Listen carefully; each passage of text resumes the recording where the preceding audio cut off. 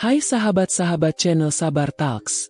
Bayangkan, kamu masuk ke ruang operasi suamimu di tengah malam. Dan di sana, kamu melihat seorang wanita muda, tertidur dengan damai di ranjang medis. Memakai gaun tidur tipis. Di sampingnya ada bingkai foto suamimu sendiri. Lalu dengan suara lembut, ia berkata, "Aku menunggu Reza, suamiku." Padahal Reza adalah suamimu. Apa yang akan kamu lakukan saat kenyataan ternyata lebih kejam dari pengkhianatan? Namun sebelumnya, kalau kamu suka cerita yang menyentuh hati, klik subscribe sekarang juga ya. Jangan lupa like videonya. Dan tulis di komentar kamu nonton dari mana. Siapa tahu, ada teman satu kota di sini. Dan sekarang, mari kita mulai kisah hari ini. Namaku Nadia. 3 tahun lalu, aku resmi menjadi istri dari seorang dokter bedah ternama, Dr. Reza Aditya. Sejak saat itu, hidupku seolah berubah 180 derajat. Aku yang dulunya hanya seorang pegawai administrasi biasa kini dikenal banyak orang sebagai istri seorang dokter spesialis ternama. Hidupku terlihat sempurna di mata semua orang. Suami yang tampan, mapan, dan dihormati. Siapa yang tak ingin? Aku selalu membanggakan Reza di hadapan siapapun. Setiap kali ada reuni, aku tak ragu menyebut statusku sebagai istri dokter. Saat bertemu keluarga besar, aku menjadi pusat perhatian. Bahkan tetangga-tetangga di komplek tempat kami tinggal selalu memuji kesabaran dan keberuntunganku. Beruntung banget ya kamu, Nat. Suami dokter itu idaman semua wanita. Begitu kata mereka. Dan aku pun percaya itu. Reza memang jarang di rumah. Jadwal operasinya padat. Seringkali pulang lewat tengah malam. Bahkan tak sedikit hari-hari di mana dia memilih menginap di rumah sakit. Tapi aku selalu memaklumi. Bukankah itu pengorbanan mulia dari seorang dokter? Menyelamatkan nyawa orang lain adalah tugas utama suamiku. Dan aku merasa terhormat menjadi bagian dari pengabdian itu. Tapi, aku juga manusia biasa. Kadang-kadang rasa sepi menyergap. Apalagi saat malam hari, saat semua orang pulang berkumpul dengan keluarga, aku hanya duduk sendiri di meja makan, menatap ponsel, berharap Reza mengirim pesan atau setidaknya menelpon untuk sekadar bilang, "Aku akan pulang larut malam." Tapi seringkali tidak ada kabar. Suatu malam, aku iseng datang ke rumah sakit tempat Reza bekerja. Kukira, aku akan mengejutkannya dengan membawa bekal makanan kesukaannya. Kupikir, akan ada pelukan hangat dan senyum bahagia saat dia melihatku datang tiba-tiba. Tapi yang terjadi justru sebaliknya. "Kenapa kamu kesini?" "Aku sedang sibuk," ucap Reza datar. Bahkan tak menyentuh makanan yang kubawa. Aku hanya tersenyum kaku. "Maaf, aku cuma kangen." Dia hanya mengangguk sekilas lalu pergi begitu saja. Meninggalkanku sendiri di ruang tunggu dokter. Aku melihat para perawat saling berpandangan. Ada yang tersenyum kecil, ada yang membuang muka. Dan satu perawat, yang sepertinya baru saja keluar dari ruangan tempat Reza berada, menghampiriku dengan suara pelan. "Kalau aku jadi kamu, aku nggak akan sebangga itu." Aku mengernyit. "Maksud kamu?" Perawat itu hanya tersenyum simpul lalu pergi tanpa menjelaskan lebih lanjut. Sejak malam itu, hatiku tidak tenang. Kata-kata itu terus bergema di kepalaku. Apa maksudnya? Apa yang sebenarnya terjadi di balik jadwal operasi suamiku yang selalu padat itu? Beberapa hari setelahnya, aku kembali ke rumah sakit. Kali ini dengan alasan ingin mengantarkan pakaian ganti. Tapi bukan itu tujuanku sebenarnya. Aku ingin tahu, ada apa sebenarnya di balik semua ini. Aku memperhatikan bahwa ada satu ruangan yang tidak seperti ruangan lain. Ruangan itu berada di lantai bawah, paling pojok, tidak terlalu besar, tapi sangat tertutup. Plakatnya bertuliskan, "Ruang operasi khusus pribadi." Aku belum pernah tahu bahwa Reza punya ruang operasi pribadi di rumah sakit ini. Dan yang lebih aneh lagi, hanya Reza dan satu staf senior yang boleh masuk ke sana. Bahkan kepala perawat pun tidak pernah masuk. Hari itu, aku menunggu cukup lama di ruang tunggu. Aku berpura-pura sibuk bermain ponsel sambil memperhatikan pergerakan staf rumah sakit. Dan benar saja, saat jam sudah melewati tengah malam, Reza masuk ruang itu sendirian. Tak lama kemudian, lampu ruangan menyala. Tapi tak ada suara apapun. Tak ada suara alat bedah. Tak ada suara perawat. Tini, aku mencoba menghampiri. Tapi pintunya terkunci rapat. Aku menempelkan telinga ke dinding. Hening.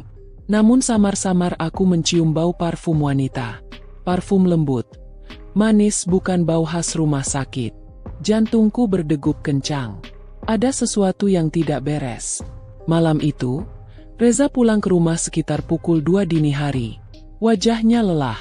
Tapi anehnya, dia memakai parfum. Parfum itu persis seperti yang kucium di depan ruang operasi tadi. Aku bertanya pelan. Reza, kamu habis operasi pasien wanita ya? Dia memandangku sekilas lalu menjawab singkat. Iya, pasien VIP. Jangan banyak tanya. Nat, aku capek. Dan seperti biasa, dia langsung masuk kamar tanpa mengucapkan selamat malam. Aku berdiri terpaku di ruang tamu. Kali ini aku tidak bisa menepis rasa curiga dalam hatiku. Ada sesuatu yang Reza sembunyikan. Dan aku akan mencari tahu seburuk apapun kenyataannya. Malam itu, aku tak bisa tidur. Pikiran terus berputar-putar. Bau parfum itu, ruangan tertutup itu, ucapan perawat yang menggantung tanpa penjelasan. Semuanya seperti potongan puzzle yang tak kunjung tersusun. Di sebelahku, Reza tidur lelap. Wajahnya terlihat damai. Seakan tak ada apapun yang disembunyikannya dari istrinya sendiri. Tapi aku tahu, damai di wajahnya tak menjamin hatinya bersih. Esok paginya, aku memberanikan diri untuk menghubungi Ayu, sahabatku semasa kuliah yang sekarang bekerja sebagai admin di rumah sakit tempat Reza bertugas. Dengan suara setengah berbisik, aku memintanya mencarikan informasi tentang ruangan pribadi yang tertutup itu. Ruang operasi khusus. Ayu terdengar ragu. Gak banyak yang tahu soal itu. Tapi setahuku, itu ruangan milik Reza yang diatur langsung sama direksi rumah sakit. Dibilangnya sih untuk pasien-pasien tertentu yang gak mau terekspos publik. Biasanya artis atau istri pejabat. Aku menarik napas. Pernah lihat siapa yang masuk ke sana? Jarang banget. Kadang staf medis senior aja nggak boleh masuk. Tapi, beberapa bulan terakhir, ada pasien perempuan yang sering masuk situ. Tapi, Nat, kamu yakin mau tahu semuanya? Pertanyaan itu membuat tenggorokanku tercekat. Tapi aku mengangguk. Meski Ayu tak bisa melihatnya. Aku harus tahu. Hari berikutnya, aku mulai menyusun rencana. Jika ingin tahu kebenaran, aku harus masuk ke ruangan itu. Tapi aku tahu itu tidak mudah. Ruangan itu pasti terkunci. Aku butuh waktu, kesempatan, dan keberanian untuk menyusup masuk tanpa dicurigai. Kesempatan itu datang lebih cepat dari yang kuduga. Ayu mengirimiku pesan pada suatu malam. Reza on call malam ini. Ruangan itu terbuka. Aku bisa kasih kamu akses masuk lewat pintu staf darurat. Jantungku berdetak cepat. Malam itu, tepat pukul 1 dini hari, aku masuk rumah sakit dengan menggunakan ID pengunjung biasa. Ayu sudah menungguku di lorong belakang yang sepi. Lampu-lampu remang. Hanya bunyi alat pendingin udara yang terdengar di sepanjang koridor. Kami berjalan cepat menuju ruang yang dimaksud. Di ujung lorong, tampak pintu logam berwarna abu-abu dengan tulisan kecil. Ruang operasi khusus pribadi. Ayu berhenti. Aku nggak ikut masuk. Tapi kuncinya sudah aku buka. Hati-hati ya, Nat. Aku menatap pintu itu dengan rasa bergetar. Tanganku sempat gemetar saat menyentuh gagang pintu. Perlahan, aku mendorongnya terbuka. Ruangan itu lebih seperti kamar pribadi daripada ruang operasi. Penerangan dari lampu langit-langit yang menyala terang memperlihatkan interior mewah dan bersih. Dindingnya dipenuhi alat-alat medis canggih. Namun yang paling mencolok adalah ranjang besar di tengah ruangan. Bukan ranjang operasi, tapi ranjang pasien yang dilapisi spray putih bersih dan selimut hangat. Dan di atasnya, seorang wanita muda sedang tertidur. Wajahnya cantik, bahkan sangat cantik. Rambutnya hitam panjang, tergerai di atas bantal. Bibirnya merah muda, kulitnya pucat namun terlihat terawat. Ia mengenakan gaun tidur berbahan satin. Tak ada luka, tak ada infus, tak ada tindakan medis. Hanya seorang wanita yang tidur dengan tenang, di ruangan yang katanya khusus untuk operasi darurat. Aku mundur selangkah. Tubuhku terasa lemas. Siapa dia? Mengapa dia ada di sini? Dan kenapa Reza menyembunyikannya? Tiba-tiba, suara langkah kaki terdengar dari luar pintu. Aku menoleh dengan panik, dan sebelum sempat bersembunyi, Reza sudah berdiri di ambang pintu. Matanya melebar. Wajahnya seperti baru saja melihat hantu. Nadia, kamu ngapain di sini? Aku menatapnya tanpa suara. Tubuhku membeku. Lalu akhirnya aku bertanya dengan suara gemetar. Siapa dia, Reza? Dia menatapku lama. Lalu perlahan menutup pintu dan berjalan mendekat. Ini bukan seperti yang kamu pikir. Aku tertawa pelan. Oh ya? Jadi wanita tidur di ruang operasi pribadi bukan hal aneh menurutmu? Dia pasien. Dia butuh perawatan khusus. Dia tidak punya siapa-siapa lagi. Aku cuma membantu. Dengan menempatkannya di kamar rahasia milikmu, dengan memberinya parfum yang sama seperti yang kamu pakai waktu pulang malam itu, dengan gaun tidur seperti itu. Reza menunduk. Untuk pertama kalinya, dia tidak membela diri. Tidak ada alasan medis. Tidak ada penjelasan logis. Hanya diam. Aku melangkah keluar tanpa berkata lagi. Tapi hatiku tidak tenang. Air mata mengalir begitu saja di sepanjang lorong rumah sakit. Aku tidak tahu apakah itu karena sakit hati, atau karena kenyataan yang selama ini kupikir sempurna ternyata hanya ilusi. Dan yang lebih menyesakan, aku belum tahu seberapa dalam luka yang akan kuhadapi setelah ini. Karena aku yakin itu baru permulaan. Malam itu, aku pulang ke rumah dalam keadaan setengah sadar. Langkahku gontai. Tubuhku seperti kehilangan tulang penyangga. Reza tidak mengejarku. Ia membiarkanku pergi, seolah tak peduli bahwa aku baru saja menyaksikan sesuatu yang tak seharusnya kulihat. Aku duduk di tepi ranjang, menatap kosong ke arah dinding kamar.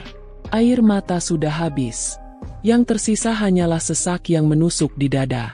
Wanita itu, siapa dia sebenarnya? Pagi harinya, Reza pulang seperti tak terjadi apa-apa.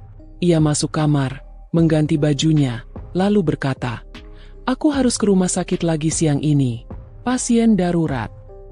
Aku tak menjawab, hanya menatapnya tajam. Tapi sekali lagi, dia berpura-pura tidak melihat. Seperti biasa. Namun hari itu, aku memutuskan untuk tidak tinggal diam. Aku kembali menghubungi Ayu dan memintanya melakukan satu hal penting. Mencarikan nama pasien yang terdaftar di ruang pribadi milik Reza. Ayu ragu-ragu, tapi akhirnya bersedia mencarikan informasi dari sistem data rumah sakit. Sore harinya, pesan darinya masuk. Nama pasien, Aluna Salsabila. Usia 26 tahun.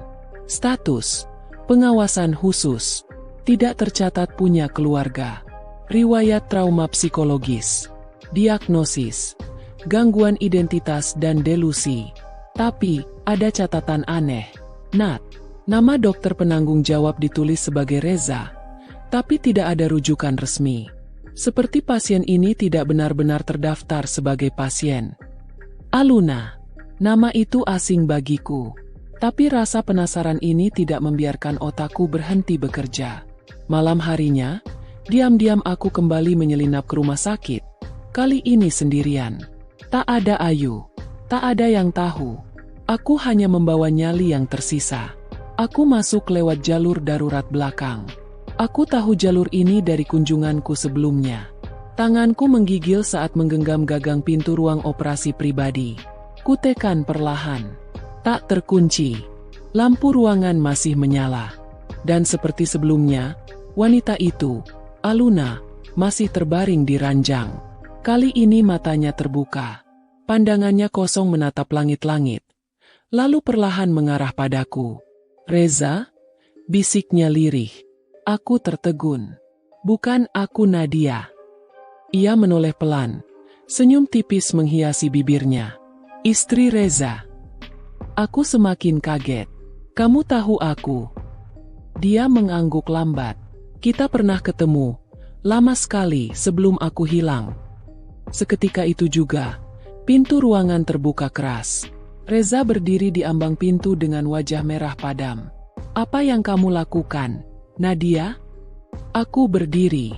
Seharusnya aku yang tanya. Siapa dia sebenarnya, Reza? Dan kenapa kamu sembunyikan dia di sini?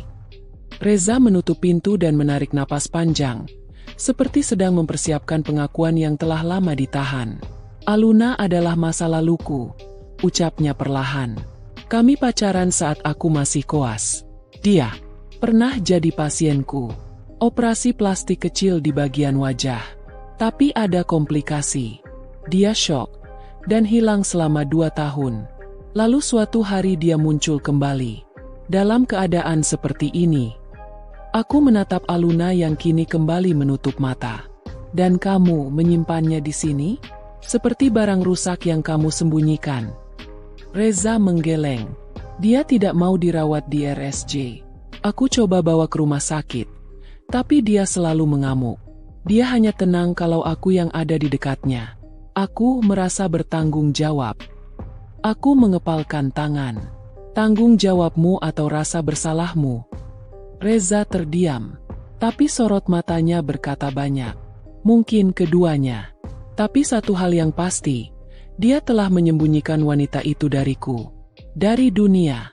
Aku ini apa buatmu, Reza? Tanyaku pelan, nyaris berbisik. Ia menunduk, tak menjawab. Dan di titik itulah aku sadar. Ada sesuatu dalam diri Reza yang sudah lama mati. Rasa cintanya. Rasa jujurnya. Rasa hormatnya padaku sebagai istri. Aku melangkah keluar ruangan dengan tubuh gemetar. Tapi bukan karena takut, melainkan karena kecewa yang menumpuk dan tak bisa lagi disangkal. Sesampainya di rumah, aku tak langsung menangis. Aku justru membuka laptopku dan mulai mengetik. Aku membuka folder demi folder, mencari rekam medis yang pernah kubantu salin saat Reza kerja di rumah. Saat itu aku pikir aku hanya membantu, tapi kini aku sadar, mungkin ada jejak yang dia tinggalkan. Dan benar saja. Di salah satu folder, aku menemukan file lama dengan nama pasien, Aluna Salsabila. Isi laporan itu membuat napasku terhenti. Reza pernah melakukan prosedur bedah wajah pada Aluna secara diam-diam, tanpa persetujuan keluarga, dan bahkan tanpa dokumen resmi dari pihak rumah sakit. Itu terjadi 5 tahun lalu. Dan ternyata operasi itu gagal. Seketika semua potongan cerita menyatu dalam pikiranku. Aluna bukan sekadar pasien. Dia korban. Dan Reza bukan hanya dokter yang menyimpan rahasia, tapi pelaku yang mencoba mengubur kesalahan dengan menutupinya sendiri. Tapi aku belum tahu harus berbuat apa. Yang ku tahu, aku tidak akan bisa kembali hidup seperti sebelumnya. Dan malam itu, aku hanya duduk di depan laptop, menatap bukti-bukti itu. Sambil berkata dalam hati, ini belum selesai. Belum. Tanganku bergetar saat memindahkan semua file itu ke flash disk. Setiap klik terasa seperti dentuman palu yang semakin memperjelas kebusukan di balik nama besar Reza. Wajahnya yang selama ini dielu-elukan pasien, dipuji keluarga, dan dibanggakan olehku sendiri, ternyata menyimpan kebusukan yang lebih busuk dari ruang bedah paling gelap sekalipun. Aluna bukan sekadar korban. Dia adalah bukti hidup dari kesalahan besar yang disembunyikan Reza selama bertahun-tahun. Keesokan harinya, aku pergi ke rumah sakit lagi. Bukan sebagai istri, bukan sebagai tamu, tapi sebagai penyusup dengan tujuan mengungkap semuanya. Kali ini aku membawa ponsel dengan kamera aktif. Aku akan merekam semuanya. Wanita itu, ruangan itu, dan jika perlu, pengakuan Reza. Aku masuk dari jalur staf belakang seperti sebelumnya. Tak ada Ayu kali ini. Tak ada yang tahu aku di sana. Lorong itu terasa lebih sunyi dari biasanya. Tapi langkahku mantap. Saat membuka pintu ruang operasi pribadi, pemandangan di dalam membuat napasku tercekat. Aluna sedang duduk di ranjang. Bukan tidur, bukan terbaring, tapi duduk, menyisir rambutnya sendiri, mengenakan gaun putih bersih yang tampak sangat kontras dengan wajah pucatnya. Di meja kecil di sampingnya, ada nampan perak berisi perhiasan, kalung, anting, cincin. Semua tampak mahal. Di atas meja itu juga ada foto kecil Reza, dibingkai seperti potret pengantin. Dan di dinding ruangan, kulihat sesuatu yang membuat tubuhku merinding. Sebuah gaun pengantin tergantung rapi, masih dalam plastik pelindung. Aluna menoleh padaku dan tersenyum. Akhirnya kamu datang lagi. Aku udah siap. Siap apa? Tanyaku pelan, mencoba tetap tenang meski dadaku hampir meledak. Reza bilang, hari ini kami akan menikah. Setelah bertahun-tahun menunggu, akhirnya dia memilih aku. Darahku berhenti mengalir. Napasku tercekat. Ini bukan sekadar trauma. Ini delusi. Tapi yang lebih mengerikan, delusi ini dipelihara oleh Reza sendiri. Kamu percaya dia akan menikahimu? Tanyaku, mencoba menggali. Aluna mengangguk penuh keyakinan. Tentu, Reza selalu datang malam-malam. Dia bilang, aku satu-satunya wanita yang bisa dia cintai. Dia bilang, kamu cuma formalitas. Istri di atas kertas. Aku nyaris jatuh saat mendengar itu. Tubuhku melemas. Tapi aku menahan semuanya. Aku harus bertahan. Aku harus menyelesaikan ini. Pintu kembali terbuka. Reza masuk. Namun kali ini ekspresinya bukan marah, tapi panik. Nadia, kamu nggak boleh ada di sini. Aku menatapnya tajam. Aku bukan hanya di sini. Reza, aku tahu semuanya. Tentang Aluna. Tentang operasi ilegalmu. Tentang kegagalanmu menolong dia. Dan tentang caramu menyembunyikan dia dari dunia. Seolah dia bukan manusia. Reza maju mendekat. Kamu nggak mengerti. Aluna sakit. Dia nggak bisa hidup tanpa aku. Aku mencoba menebus kesalahanku. Aku hanya ingin dia tenang. Dengan memberinya harapan palsu, bentakku.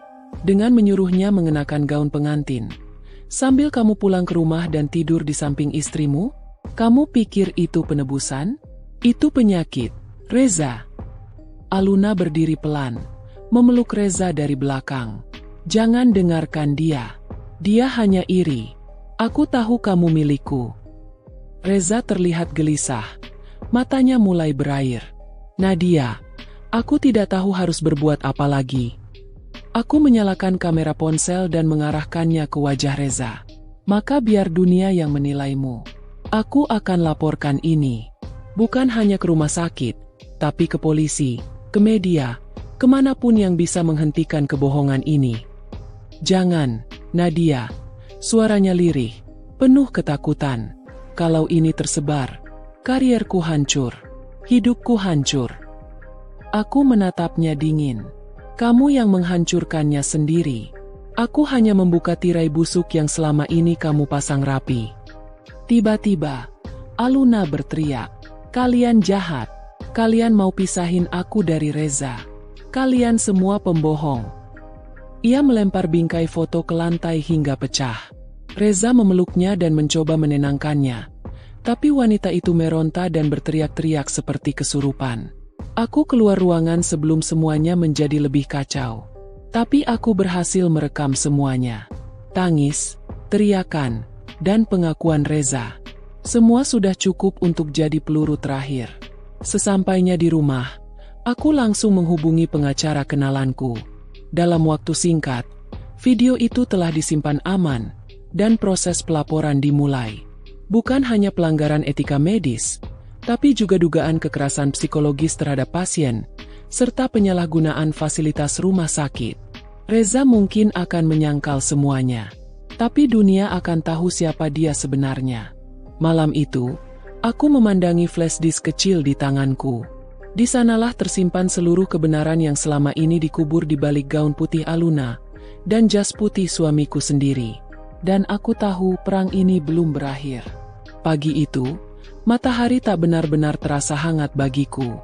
Sejak malam terakhir aku menyimpan rekaman pengakuan Reza dan kondisi Aluna, aku tahu langkahku berikutnya akan mengubah segalanya. Bukan hanya rumah tanggaku yang akan hancur, tapi nama besar Reza, reputasinya, bahkan kehidupannya yang selama ini dibangun di atas pujian dan citra sempurna, semua akan runtuh. Tapi aku tidak peduli. Sudah terlalu lama aku diam. Sudah terlalu sering aku menipu diriku sendiri demi mempertahankan status sebagai istri dokter hebat. Dan sekarang, aku tak lagi ingin menjadi istri siapa-siapa. Aku hanya ingin menjadi perempuan yang tidak lagi dibohongi. Pagi itu aku datang ke kantor hukum dengan membawa flash disk berisi bukti rekaman dan file rekam medis ilegal milik Aluna.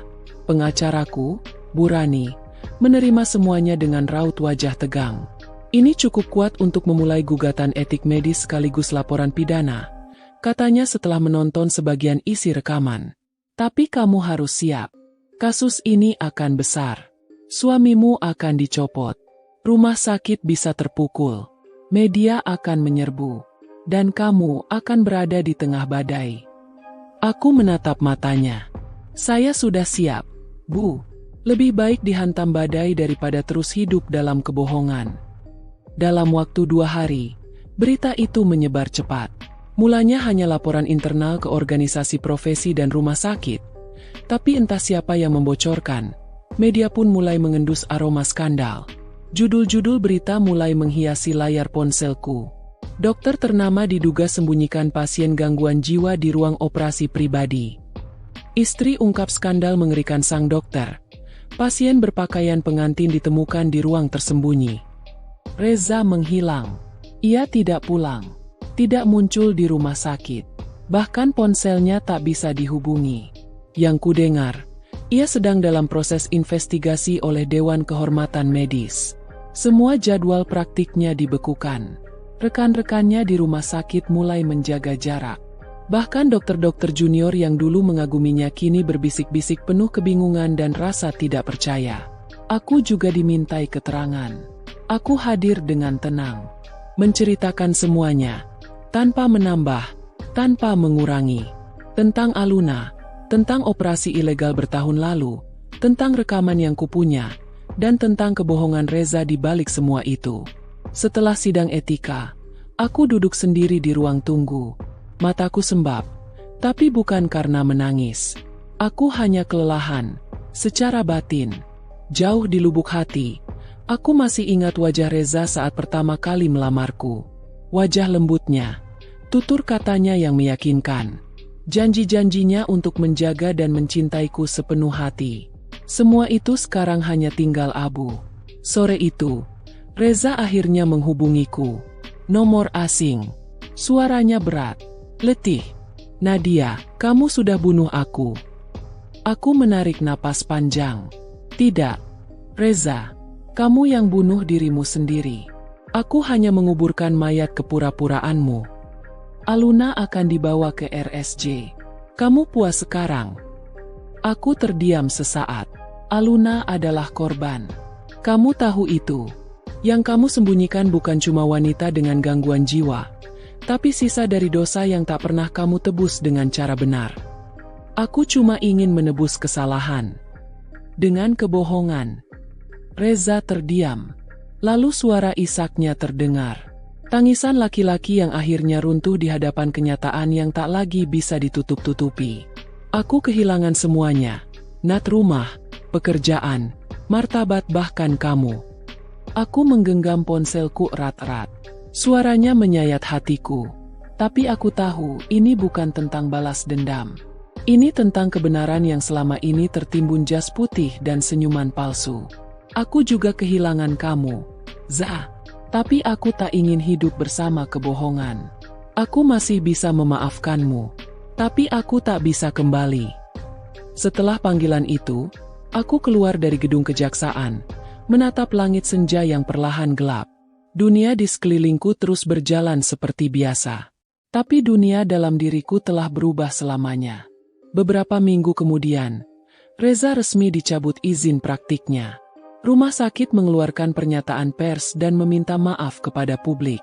Aluna kini dirawat secara layak di fasilitas rehabilitasi jiwa pemerintah, jauh dari pengaruh Reza, dengan pendampingan profesional dan perhatian medis yang semestinya.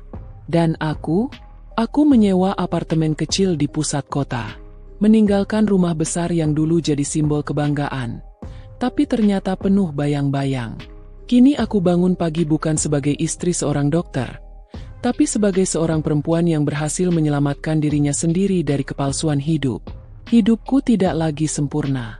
Tapi setidaknya aku tahu sekarang, kesempurnaan yang sejati bukan soal status, bukan soal reputasi suami, tapi soal keberanian menghadapi kenyataan.